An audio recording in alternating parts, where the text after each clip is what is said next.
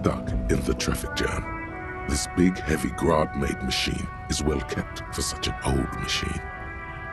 The windows are clear. They've been recently washed.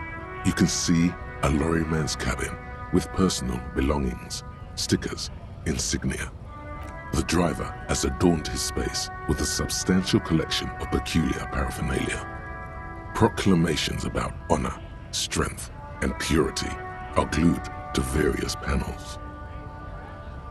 The back end of the cabin has a small perch to sleep, large ashtrays. There are several suns and wheels sewn into the curtains. Racist nationalist paraphernalia. Not unusual in this part of town. This is our guy. Likely, yes. This guy's proud of who he is. Drapes it all over his machine. He was acting tough before. This probably scared him a bit. Who knows when it will come in handy? A slightly scared, racist lorryman.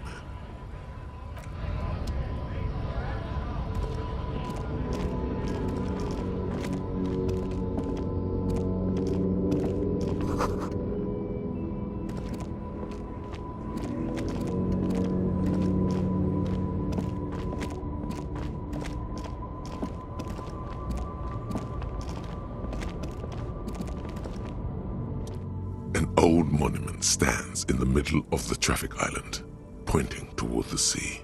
It looks as if it's been reassembled piece by piece, secured and mounted in the air with the aid of numerous ropes and rods. A silver plaque on the statue's pedestal reads, "I am Philip III, the Squanderer, the greatest of the Philippian kings of Revachol, son of Philip II, the opulent, father of Philip IV, the insane." Even by the standards of the Philippian kings, old sumptuous Philip was known for his profligacy. Well, he blew through the whole national treasury, starting the decline of one of the penultimate century's greatest superpowers, the suzerain of Revachol. His own maladministration foreshadowed the fall of the monarchy. During the anti-centennial revolution, an end to his family line and the monarchy on the Insulindian Isola. Stories have it that he had his bedroom converted into a treasure chamber, where he stored unfathomable wealth, Krugerrands, bars of gold, ornate weaponry, armor, and various chalices. He called it the Sol Aurum. It was obscene. There were whispers he slept on a huge pile of gold-dipped feathers, like some obese dragon, instead of a bed, like a normal person.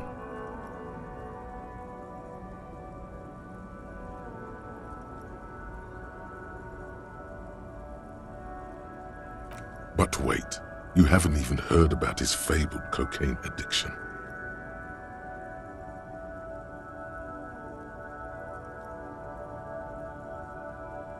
You see, old Philippe wasn't just good at squandering the national treasury on gold and ceremonial weaponry, he was also a prodigious snorter of nose candy. Not just any nose candy though. We're talking Royal Philippian Blow, allegedly twice as potent as the stuff you find nowadays, and purple. Philippian cocaine was purple.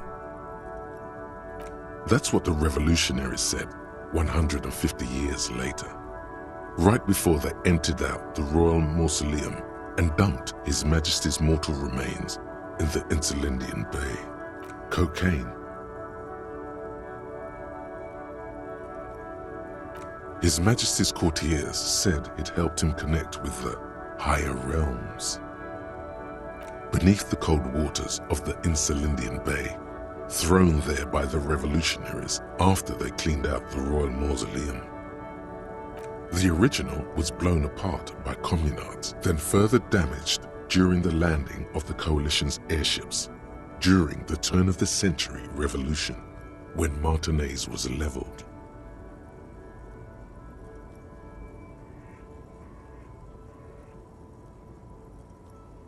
Most historians think The coalition's hasty landing may have ultimately saved the statue. If the communards had more time, they would have reduced it up to even finer pieces. Some years ago, a group of liberal, artistically inclined individuals, designers mostly, thought it would be ironic to restore the statue of the most wasteful ruler of Revachol in the poorest part of the city. The statue is supposed to capture the moment it was blown apart, like an instant frozen in time, a rare butterfly trapped in amber, floating on a sea of shit.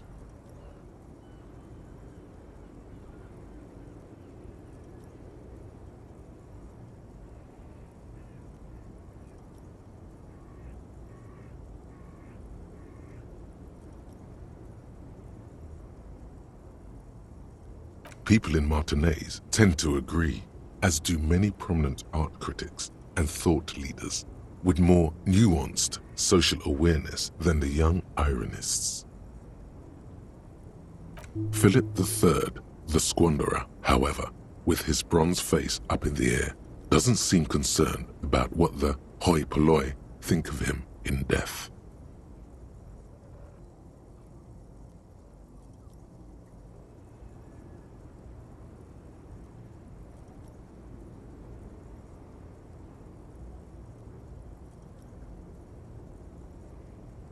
A silver plaque on the statue's pedestal reads, "I am Philip III, the Squanderer, the greatest of the Philippian kings of Revachol, son of Philip II, the opulent, father of Philip IV, the insane."